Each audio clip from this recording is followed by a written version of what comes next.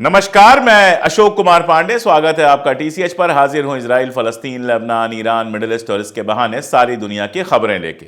ऐसा लगता है कि ट्रंप जो हवा में उड़ रहे हैं, जरूरत से ज्यादा हवा में उड़ रहे हैं, पागलपन के दौरे जैसे उनको पड़ रहे हैं, अब उनको ही उल्टे पड़ने शुरू हो गए हैं। मैंने आपको बताया था कि लेबनान गई थी मागन ओटेक और इन्होंने हिजबुल्लाह को सरकार से बाहर रखने की डिमांड की थी कि हिजबुल्लाह सरकार से बाहर रहेगा। सबसे पहले तो यह हुआ कि जब इनकी मुलाकात हुई पार्लियामेंट के जो स्पीकर हैं उनसे, जब इनकी मुलाकात हुई लेबनान के पार्लियामेंट के स्पीकर से, तो उन्होंने बिल्कुल साफ साफ मुंह पे कह दिया कि इजराइल जो है वो एब्सोल्यूट एविल है, यानी पूरी तरह से शुद्ध रूप से शैतान है। जिस इजराइल की पैरवी करने गई थी लेबनान में, उसके बारे में वहां के पार्लियामेंट के स्पीकर ने उनके मुंह पे ही कह दिया कि इजराइल पूरी तरह से शैतान है।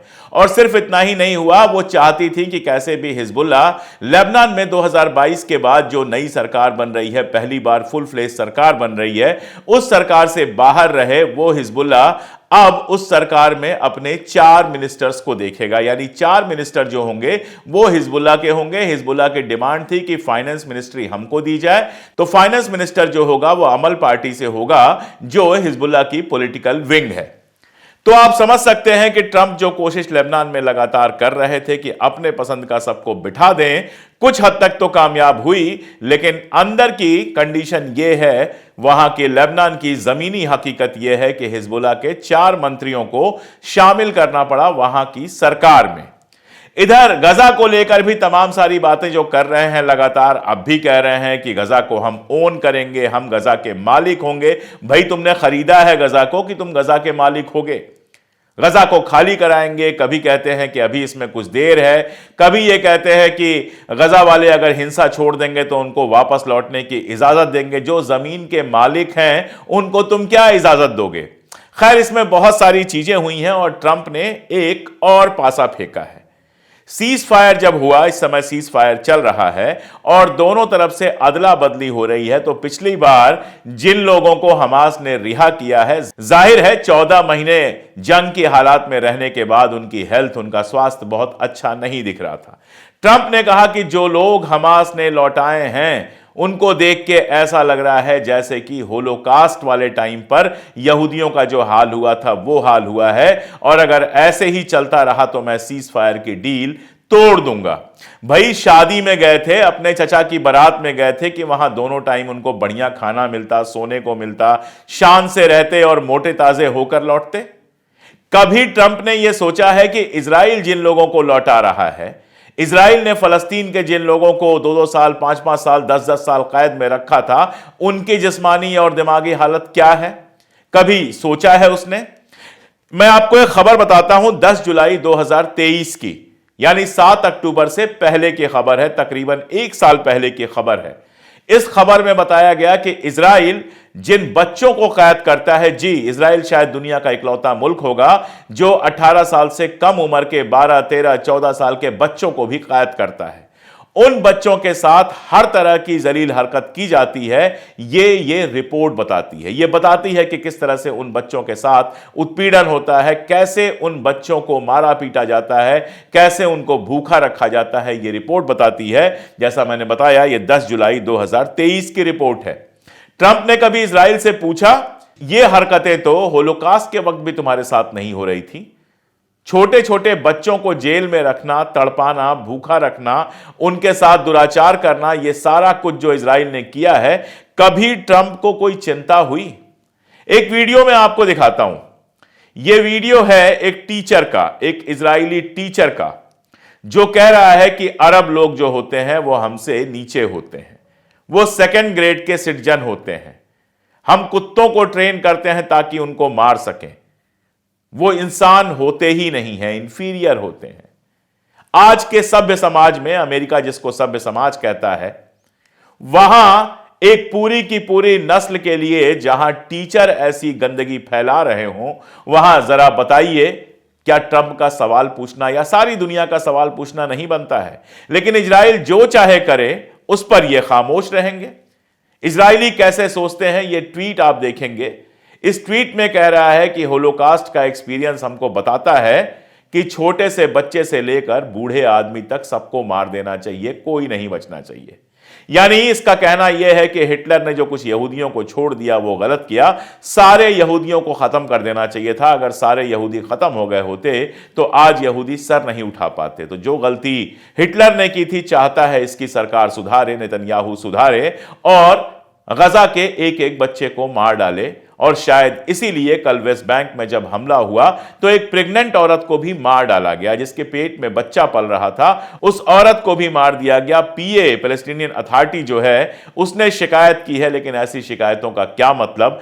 आपने ही वेस्ट बैंक में रास्ता खोला था इजराइल के लिए कि वहां पर रेजिस्टेंस के लोगों को वो मार सके। तो अब ये जो वेस्ट बैंक में हो रहा है, लोग मारे जा रहे हैं, इसका जितना दाग इजराइल के ऊपर है उतना ही दाग अब्बास साहब के ऊपर भी है, पैलेस्टीनियन अथॉरिटी पर भी है। आश्चर्यजनक बात यह है कि जो कुछ हो रहा है वेस्ट बैंक में, कोई चैनल उसको कवर नहीं कर रहा है। हिंदुस्तानी चैनलों को तो छोड़ दीजिए, उनको पता ही देर से चलता है, लेकिन इंटरनेशनल चैनलों पर भी यह नहीं आ रहा है कि वेस्ट बैंक में कैसे गजा को दोहराने की कोशिश कर रहा है इजराइल।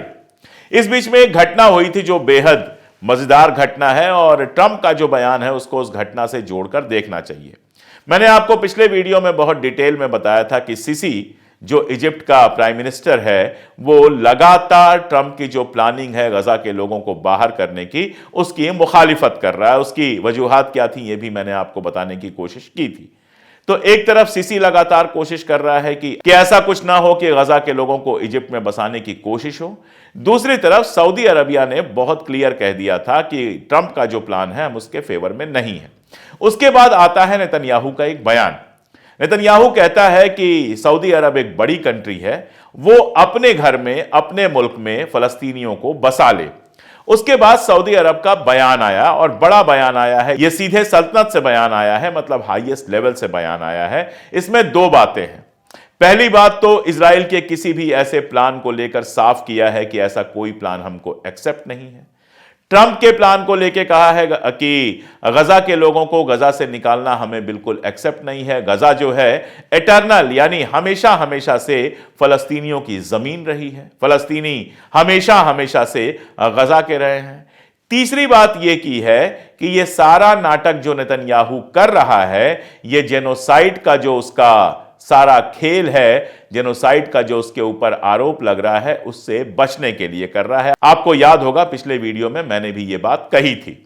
चौथी बात यह कह रहा है, और जो पहली बार शायद सऊदी अरबिया ने कहा है, कि 1,60,000 लोग, 1,60,000 पीपल गजा के अंदर या तो मारे गए हैं या तो घायल हुए हैं। तो यह जवाब अपने आप में इंटरेस्टिंग भी है, और यह जवाब अपने आप में काफी कड़ा भी है। जहां सीधे सीधे इजराइल को जेनोसाइड का आरोपी बताया गया है, जहां मरने वालों और घायल लोगों की संख्या को 1,60,000 बताया गया है, जो गजा की हेल्थ मिनिस्ट्री कह रही है, और जहां सीधे सीधे यह कहा गया है कि इजराइल जेनोसाइड के आरोप छुपाने के लिए यह सारा कुछ कर रहा है। और साथ में पैलेस्टीनियन स्टेट की, यानी आजाद फलस्तीन की मांग भी की गई है।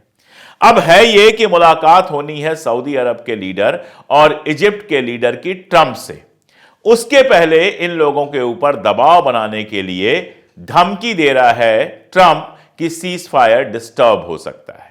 नेतन्याहू की जानिब से भी लगातार खबरें आ रही हैं कि सीज फायर के सेकंड स्टेज को रोकने के लिए, बर्बाद करने के लिए वो कोशिश कर रहा है ताकि सीज फायर आगे ना चले। हालांकि नज़ारिम जो है, जहां से वो बजिद था कि वहां से हम अपनी आर्मी नहीं हटाएंगे, नज़ारिम से वो अपनी आर्मी हटा रहा है, और हमास ने कहा है कि नज़ारिम से आर्मी जो हटाना है वो दरअसल नेतन्याहू का अपनी हार को मान लेना है। अब है क्या कि नेतन्याहू की हो रही है जबरदस्त बदनामी, इजराइल के अंदर भी, बाहर तो पहले ही हो चुकी है। अभी की अगर मैं बात बताऊं तो एक बहुत बड़े कैपिटलिस्ट हैं जोसेफ गुटनिक। इन्होंने नारा दिया था कि Benjamin Netanyahu is necessary for Jews. यहूदियों के लिए बेंजामिन नेतन्याहू बेहद जरूरी हैं। ये ऑस्ट्रेलिया में रहते हैं और ये माइनिंग बैरन हैं, बहुत बड़े रईस हैं। इनकी जबान अब बदल गई है और इन्होंने कहा कि इजराइल को रूल करने के लिए नेतन्याहू सही आदमी नहीं है। अब इसका मतलब क्या है? दरअसल नेतन्याहू लगातार दिखाने की कोशिश कर रहा है कि वो लेबनान में भी जीत गया है, वो गजा में भी जीत गया है। सवाल यह है कि अगर तुम गजा में जीत गए हो तो तुमको सीज फायर डील क्यों करनी पड़ी? अगर लेबनान में तुम जीत गए थे तो तुमको सीज फायर डील क्यों करनी पड़ी? क्यों तुमको 3 लोगों के बदले 83, 150, 200 लोगों को रिहा करना पड़ रहा है? यह सवाल है। हालत यह है कि बेन गवीर जो उसका सबसे करीबी हुआ करता था, वो अब कह रहा है कि इजराइल को मजाक बना के रख दिया है नेतन्याहू ने। तो शोर मचा दिया गया, जनता को यह भरोसा दिला दिया गया कि हमारी आर्मी तो इतनी मजबूत है कि हम सबको साफ कर देंगे। लेकिन हालत यह है कि 14 महीने जंग चली और इस 14 महीने में अपने अगवा किए हुए लोगों को वो बचा नहीं पाया, अपने अगवा किए हुए लोगों को वो वापस नहीं लाया। अब वहां एक बड़ा सवाल यह उठा है कि 7 अक्टूबर को जो हुआ था वो क्यों हुआ था, उसमें किसकी गलती है? आप जानते हैं यूनाइटेड नेशंस जांच करना चाहता था, नेतन्याहू ने मना कर दिया। उसकी हिम्मत नहीं थी कि उसकी जांच करा सके। फिर यह हुआ कि इजराइल खुद जांच कराएगा, एक कमेटी बनी। आज तक वो जांच शुरू नहीं हुई है और अब यह खबर आ रही है कि जांच 3 महीने और टाल दी गई है। अब जांच कराए तो कैसे कराए? याद कीजिए योआर गैलेंट का इंटरव्यू, जिसमें उसने कहा था कि इजराइल ने हैनिबल मेथड्स का यूज किया था, यानी इजराइल ने अपने ही लोगों को मारा था 7 अक्टूबर को। यह बात हमास और इंडिपेंडेंट जर्नलिस्ट शुरू से कह रहे हैं कि 7 अक्टूबर को जो तस्वीरें इजराइल ने दुनिया भर में चलाई कि हमारे लोग मारे गए हैं, उनको इजराइल ने खुद मारा था। उसका डर यह था कि कहीं ये लोग हमास के हाथ में ना पड़ जाएं, कहीं ऐसा ना हो कि हमास इनको होस्टेज के रूप में यूज करे। इसके बावजूद हमास ने बड़ी संख्या में लोगों को होस्टेज बनाया, उनको यूज कर ही रहा है अपने लोगों को रिहा कराने के लिए और जंग को रुकवाने के लिए। अब हालत यह है कि वो कह रहा है डील नहीं होनी चाहिए, लेकिन विपक्ष जो है, जैसे एम.के. कहना जो विपक्ष के नेता हैं, उनका कहना है कि डील हर हाल में होनी चाहिए। जिनके लोग अभी भी फंसे हुए हैं हमास के पास, जिनके लोग अभी भी गजा में फंसे हुए हैं, वो भी डिमांड कर रहे हैं कि सीज फायर डील होनी चाहिए। हारिज जैसा अखबार लिख रहा है कि एथनिक क्लिंजिंग की कोशिश कर रहा है बेंजामिन नेतन्याहू। तो हर तरफ से प्रेशर है। मैंने आपको बताया था कि तकरीबन 53% लोग ये नहीं मानते हैं कि हमास के खिलाफ इन्होंने कोई बड़ी जीत हासिल की है। और यह भी है कि आज की डेट में अगर इलेक्शन हो तो नेतन्याहू के जीतने की पॉसिबिलिटी काफी कम है। ऐसे में यह दिखाते रहना या ऐसा कोई शगुफा छोड़ देना जिसमें लोग उलझे रहें, बेहद जरूरी है ताकि पॉपुलैरिटी बनी रहे। जहां भी तानाशाह है वहां शगुफा छोड़ना लगातार जारी रहता है। तो यह शिगुफा छोड़ दिया गया कि गजा को खाली कराया जाएगा। यह शिगुफा छोड़ दिया गया कि हम जो है वो आगे जो डील हो रही है उसको रोकेंगे, जबकि उस डील की जो सबसे खास बात थी नज़ारिम बेस को खाली करना, वो तो नेतन्याहू ने कर ही दिया है। और परसों की खबर यह थी कि नेतन्याहू ने निगोशिएटर्स को दोहा भेजा है अगले राउंड की बातचीत को फाइनल करने के लिए। लेकिन जनता को यह दिखाना है कि हम बहुत मजबूत हैं, तो दिखाया यह जा रहा है कि हमारे लोगों को जो वापस किया गया वो बेहद कमजोर हो गए थे, इसलिए हम नाराज हैं। अरे भाई, तुमने जिनको वापस भेजा वो कम कमजोर हो गए थे, किसी को कैंसर हो गया, कितने लोग तुम्हारी जेलों में मर गए, तो हमास क्या करता? हमने तो यहां तक देखा था कि याह्या सिनवार जब आखिरी लड़ाई लड़ रहे थे तो उनको रोटी नहीं मिल रही थी। क्या हालत थी उनकी, और उस हालत में भी आखिरी दम तक लड़ते रहे। तो जब वहां रोटी थी ही नहीं, जब वहां इमदाद पहुंची नहीं पा रही थी, तो तुम्हारे लोगों के लिए शानदार खाने का और शानदार रहने का इंतजाम हमास कैसे करता? पहले सोचना चाहिए था, 6 महीने पहले सीज फायर कर लिया होता तो ये लोग अच्छी हालत में वापस लौटते। जब जंग होती है, जब अगवा किए हुए लोगों को बंधक बनाया जाता है और हालात ऐसे किए गजा में तुमने बम गिरा गिरा के कि बेकरियां तोड़ डाली, खाने पीने के इंतजाम खत्म कर दिए, जो इमदाद दुनिया भर से आ रही थी वो इमदाद नहीं पहुंचने दी, तो फिर तुम्हारे लोग जो वहां पर अगवा किए गए थे, तुम्हारे लोग जो कैद में थे, उनकी वो हालत तो होनी ही थी जो है। तुम्हारे पास तो खाने की कभी कमी नहीं रही। तुम्हें तो अमेरिका, ब्रिटेन, जर्मनी झोली भर भर के इमदाद देते रहे, और उसके बावजूद फलस्तीनियों के साथ तुमने कैसा बिहेवियर किया है यह दुनिया जानती है। तुम्हारी जेलों में रहने वाले फलस्तीनी क्या क्या झेलते हैं वो दुनिया जानती है। तो खुद करोगे तो बहुत अच्छा, हमास ने किया तो गलत, और हम सीज फायर तोड़ देंगे, तोड़ दो सीज फायर तोड़ दोगे, फिर से लड़ाई होगी, उधर से भी लोग मारे जाएंगे, इधर से भी लोग मारे जाएंगे। लेकिन फिलहाल ये सारा खेल जो है वो सऊदी अरब और सीसी के ऊपर प्रेशर बनाने का है कि कम से कम वो इजराइल को जेनोसाइडल कहना बंद कर दे। अब सऊदी अरब और सीसी क्या डिसीजन लेते हैं, क्या बातचीत होती है, ये तो आगे देखा जाएगा। ईरानी रेवोल्यूशन जो हुआ था, उस रेवोल्यूशन को 46 साल हो गए। मैंने आपको एक वीडियो बना के बहुत डिटेल में बताया था कि ईरान में इस्लामिक रिवॉल्यूशन क्यों हुआ था, कैसे अमेरिका लगातार वहां का तेल और वहां का अनाज लूट रहा था और अमेरिका ने वहां के शाह को अपना पिट्ठू बना लिया था और वहां की जनता ने कैसे शाह को गद्दी से उतारा और आयतुल्लाह खुमैनी जो है वहां की गद्दी पर बैठे। अब बहुत सारे लोग उसकी आलोचना कर सकते हैं, बहुत सारे लोग उसकी तारीफ कर सकते हैं।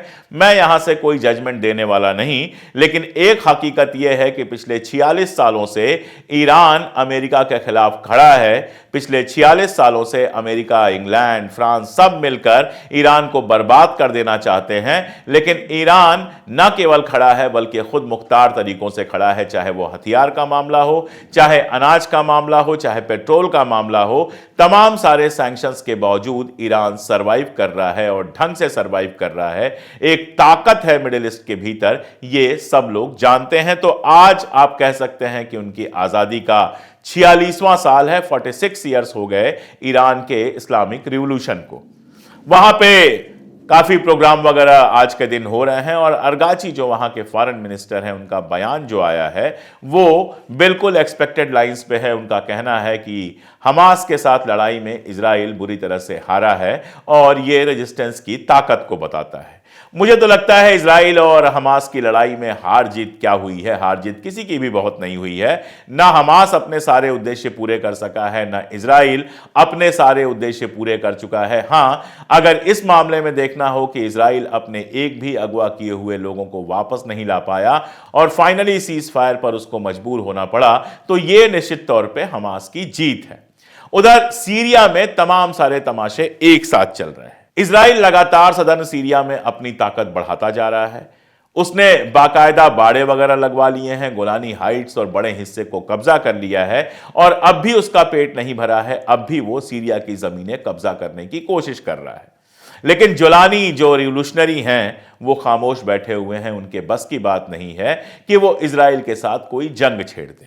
जंग वो छेड़ सकते हैं लेबनान के साथ। इजराइल और अमेरिका के इशारे पर लेबनान के साथ उन्होंने जंग छेड़ने की कोशिश की है और लेबनान और सीरिया दोनों की सेनाओं में इस समय स्कर्मिश जिसको कहते हैं अंग्रेजी में वो चल रहा है। फुल फ्लेज जंग तो नहीं कहेंगे, लेकिन दोनों तरफ से गोलेबारी हो रही है, दोनों तरफ से टैंक लगे हुए हैं। कभी भी हालात खराब हो सकते हैं। तो जितना सीरिया आपके पास है उसमें ये सारे तमाशे चल रहे हैं। पुराने लोगों को मारा जा रहा है, असद के साथ के जो लोग थे उनको मारा जा रहा है, जो दूसरे फिरकों के हैं उनको मारा जा रहा है। इधर इजराइल लगातार कब्जा करता जा रहा है। उधर आर्दोगान साहब जो हैं वो लगातार मदद कर रहे हैं कुर्दों के खिलाफ लड़ाई में और कुर्दों की मदद कर रहा है अमेरिका। तो नॉर्दर्न सीरिया वैसे ही नरक बना हुआ है। ये अमेरिका और इजराइल गिफ्ट देते हैं मिडिल ईस्ट को, एक एक करके सारे मुल्कों को बर्बाद करते चले जाते हैं ताकि वहां के तेल और वहां के गेहूं और वहां के अनाज पर कब्जा कर सकें। वैसे आर्दोगान पे याद आया कि बहुत दिनों बाद आर्दोगान साहब का बयान आया है। उन्होंने भी ट्रंप की मलामत की है, कहा है कि गजा को लेकर ट्रंप का जो प्लान है वो एकदम फिजूल का है, वो एकदम बकवास है, उसमें कुछ हो नहीं सकता। लेकिन आर्दोगान इतने बयान दे और ले चुके हैं कि अब आर्दोगान के बयानों पर शायद आर्दोगान को खुद भरोसा ना हो कि कल वो कहां जाकर बैठ जाएंगे। तो फिलहाल ये हालात हैं। ट्रंप का शिगुफा जो है दुनिया भर में उसकी मलामत हो रही है। यूरोपियन यूनियन ने, ईयू ने भी इसकी मलामत की, ऑस्ट्रेलिया ने भी की। ईयू ने कहा कि 2 स्टेट सोल्यूशन होना चाहिए। जो यूनाइटेड नेशंस ने दोनों मुल्कों की आज़ादी की बात की है वो होना चाहिए। अब ट्रंप मन में क्या सोच रहे हैं, ये केवल नेतन्याहू को बचाने की चाल है या इसके पीछे सीरियस है, ये सारा कुछ देखना होगा। एक बात मैं पूरे दावे के साथ कह सकता हूं कि गजा के लोगों को खाली कराने का जो ख्वाब देखा है नेतन्याहू और ट्रंप ने, वो ख्वाब इतना आसान नहीं है। उसको पूरा कराने में दोनों का इतना नुकसान होने वाला है। अगर कोशिश की इन्होंने तो मुझे तो यही उम्मीद है कि ऐसी बेवकूफ़ाना कोशिश नहीं करेंगे। लेकिन अगर ऐसी कोशिश की तो अमेरिका और इजराइल दोनों को बहुत भारी पड़ने वाली है। तो आज के लिए इतना ही। आगे जैसे जैसे होगा मैं लगातार अपडेट करता रहूंगा, अपडेट करता रहा हूं, और आप लोग वीडियोस देखते हैं, आप सबका बहुत शुक्रिया। अभी बुक फेयर में मैं गया था, बहुत सारे लोग मिले, उन्होंने कहा कि आप फ़लस्तीन वाले आपके वीडियोस देखते हैं और भी वीडियोस देखते हैं, आप देखते हैं इसीलिए तो हम दिखा पाते हैं। आप हमारी ताकत हैं, आप हम पे भरोसा करते हैं, इसीलिए बिना किसी डर के सत्ता और कैमरे की आंख में आंख डालकर हम सच बोल पाते हैं। बने रहिए हमारे साथ, देखते रहिए हमारे वीडियोस, भेजते रहिए अपने दोस्तों को, रिश्तेदारों को और उन लोगों को भी जो आज भी गोदी मीडिया के चंगुल में फंसे हुए हैं। अगर कर सकते हैं तो हमारी मदद भी कीजिए। 3 रुपए रोज से भी कम पे हमारी मेंबरशिप ले सकते हैं, आप सुपर थैंक्स खरीद सकते हैं, आप सीधे हमारी मदद कर सकते हैं, और अगर यह सब मुमकिन ना हो तो चैनल को सब्सक्राइब तो जरूर कर लें। आज के लिए इतना ही, बहुत शुक्रिया।